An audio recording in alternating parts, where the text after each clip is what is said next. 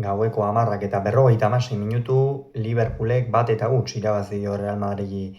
Txapeldunen Ligako Liga faseko laugarren jardunaldiko norgehiagokan eta honen bestez Xabi Alonsok zuzentzen duen taldeak Txapeldunen Ligako lehen porrota jasan du. Gogora ezagun, aurreko jardunaldian bai Premierrean eta bai Ligan Liverpoolek batetik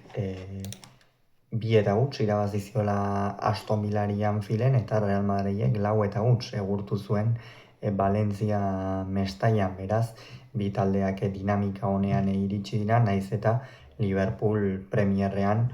orokorrean esan da behintzat ez den denboraldi oso txukuna egiten ari espero zenarekin alderatuta. Hauek horrela, honela atera dira bi entrenatzaileak, Arne Slotek honako 11 honen aldeko apustu egin du. Mamadarsvili izan da ATP-an, atzealdean lauko lerroan Bradleyk jokatu du eskuinaldetik, Robertsonek ezkerraldetik, Konate eta Van Dijk izan dira atzealdearen erdialdean, Gravenberch txek jokatu du euskarri moduan, McAllister eta Soboslai barnek aldetik laguntzaile zituela, eta goian eskuinaldetik Mohamed Salah izan da, ezkerraldetik Florian Wirtz, eta goian Hugo Ekitik Real Madridek berriz 4-2-3 bateko sistema ezarri du zelaian, Kurtua izan da ATP-an, atzealdean lauko lerroan eskuinaldetik Fede Valverde jokatu du kapitainak, ezkerraldetik Álvaro Carrera Sergio Isen eta Militao izan dira atzealdearen erdialdean, Kamabingak eta Tchouaménik osatu dute euskarri bikoitza, Bellingham erdipuntan zela, eta goian Gullerrek jokatu du eskuinaldetik, Viniciusek ezkerraldetik, eta puntan Kylian Mbappé izan da Arda Gullerrek Kamavingarekin tarteka postua aldatu duela, hor frantziarra esate baterako eskuinaldetik askotan sartu da, eta apur bat nik uste Xabi Alonsok Bartzelonaren aurka egin nahi izan zuen hori egiten saiatu dela, baina gaurkoan Kamavinga ez da egun horretako mailan egon, ez da hurbil ere. Partida hasiera esperotakoa izan da, intentsitate handikoa, erritmo bizian jokatu dute bi taldeek, eta esan daiteke Liverpool apur bat hobetoxeago sartu dela erasoan ikusten zen, bai Soboslai, bai Florian Wirtz, bai Mohamed Salah, denak oso fresko zeudela, eta aldiz Real Madridek atzealdean, orain artean behintzat askotan egin ez dituen akatsak egin ditu, eta horren ondorioz Liverpoolek aukera garbiak ez, baina bai asko erasotu du, Real Madrid oso deseroso eduki du orokorrean, eta gainera Real Madriden salbatzaile nagusia Batibot Kurtua izan da beste behin ere, sekulako baloia atera dio esate baterako partida nahiko erdialdean zela Soboslairi, horre atetik justu atera behar zuen unean irten da, eta maila handiko geldiketa egin du, baina hori izan da Liverpoolen lehenengo abisua, eta hala ere beste abisu garbi bat ere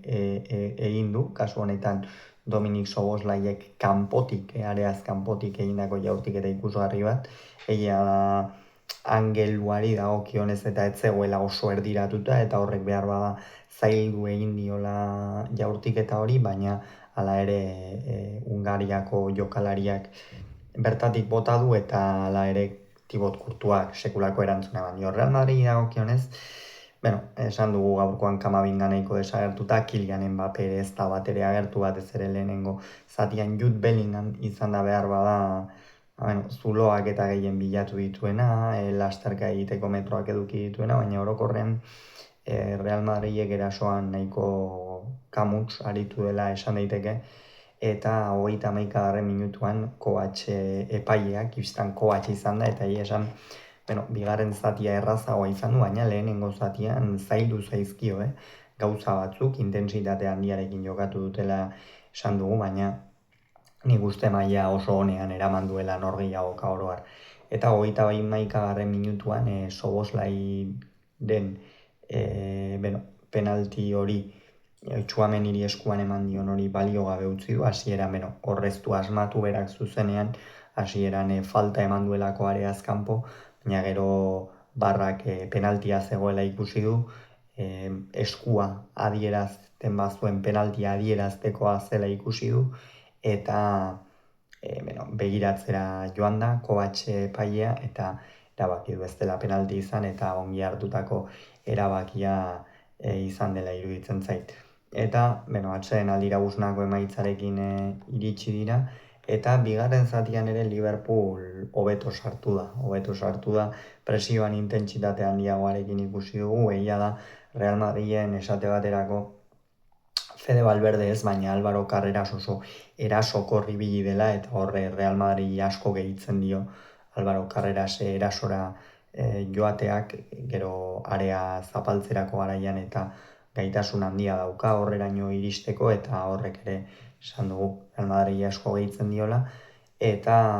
hala ere berriz ere Liverpoolek beste 3 abisu eman ditu oso garbiak, bata Virgil van Dijkek sekulako burukada eman du, ahoko zuloan zuen baloia, eta Thibaut Courtoisek sekulako erantzuna eman dio beste behin ere, gero Dominic Szoboszlaik ere beste jaurtiketa bat egin du, ez Szoboszlaik ez, beste batek buruz jaurtiketa bikaina egin du, eta horri ere erantzun ona eman dio, baina 71. minutuan Szoboszlaik falta ipini, eta McAllisterrek oraingoan bakarrik gola egin du, eta ondorioz bat eta utzekoa ezarri. Egia esan, Real Madridi gaurkoan asko kosta zaio, eta ez da bat ere fin ibili baloi geldiak defenditzerako garaian, kasu honetan gaurkoan Hughesenek azteko moduko gaua izan du, ez baloi geldi horietan ez delako behartzuen bezala ibili, edo ez dituelako behartzituen erabakiak hartu, baizik eta orokorrean ere oinarekin paseak egiterako garaian, eta oso trakets ikusi dugu, taldeari ezin lagunduz, ezin baloiaren irtera hori bikain baliatu, eta apur bat hori Tchouaménik estali duela esan daiteke. Partida oso nahi jokatu du Frantziako euskarriak, azken bolada honetan gainera Real Madrid hemen leku nahiko finkoa egiten ari da, nahiz eta aurreko urteetan kritika dezente jaso dituen, eta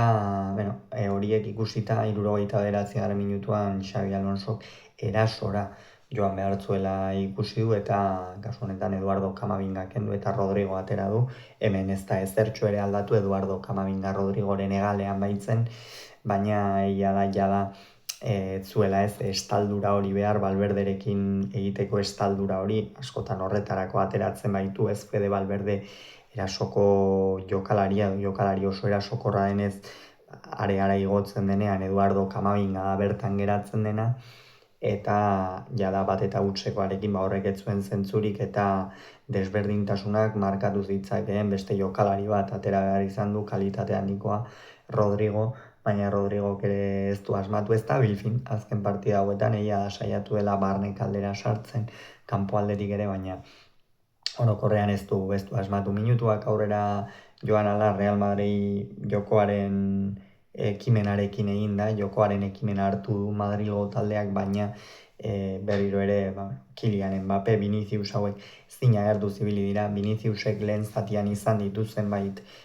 aukera, zenbait baloi baliatzeko, ez ditu baliatu ongi, eta bigarren zatian bizkanaka itzaltzen joan da Brasilgo jokalaria, eta une batean jada ez du Real Madridek berekin eta bere kalitatearekin kontatzerik izan, ez.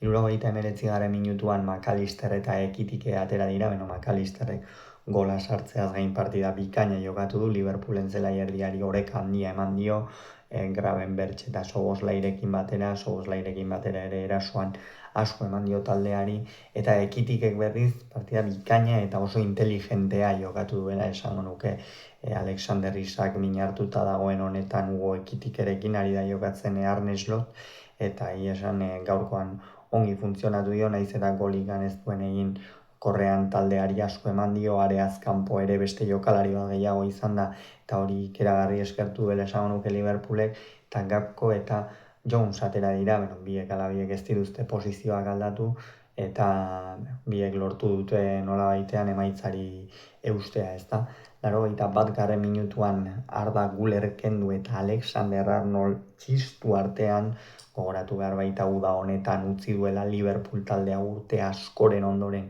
Real Madridera joateko bere erabakia izan da, eta ondorio zaleek ez diote hori barkatu, eta Arda Gülerrek, ez du partida ona egin, ez dut uste eroso egon denik zelaian, lekua aurkitu ezinik ibili da, baloia eskatu du, baina orokorrean oso gainean izan ditu une oro Liverpooleko jokalariak, eta ez du distira handirik erakutsi Turkiako jokalariak, eta bere ordez esan dugun bezala Alexander Arnold irten da, nik uste presioak ere gain hartu diola apur bat, eta ez du bere maila ematerik izan ditu baloi batzuk, baina Fede Valverde erdira pasada, bere galean, baina hala ere ez da nahikoa izan, eta minutuak aurrera zioazen, Real Madrid saiatzen ari zen, baina Liverpoolek ikusten zen nahiko kontrolpean zuela norgehiagoka,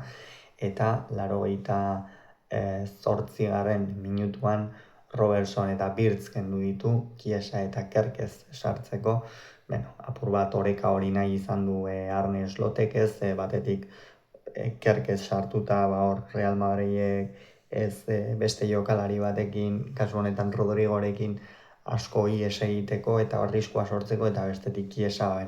kontraerasoren bat edo baldin bazegoen, Florian Wirtz jada nekatuta, eta Chiesaren aldeko apustua egin du, baina hauek ere ez dute inongo eraginik izan partidan, eta 90. Minutuan Fede Valverde kendu eta Brahim Díaz atera du, ja denaren bila joan beharra zeukan Xabi Alonsok, baina ez da nahikoa izan, Real Madrid saiatu da, baina orokorrean Mamadarsvilik ez du lan handirik eduki, eta beraz bat eta huts galdu du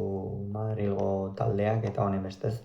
aipatu dugun bezala Xabi Alonsok bere lehen porrota izan du Txapeldunen Ligan Real Madrilen aulkian. Honen bestez, une honetan Liverpool 6. postuan da, 9 punturekin, Real Madrid 5. postuan geratuko da 9 punturekin baita ere, eta honen bestez ikusiko dugu ea hurrengo partidetan zer gertatzen den. Gogoratu, Liverpoolek bat, Real Madridek huts Anfielden.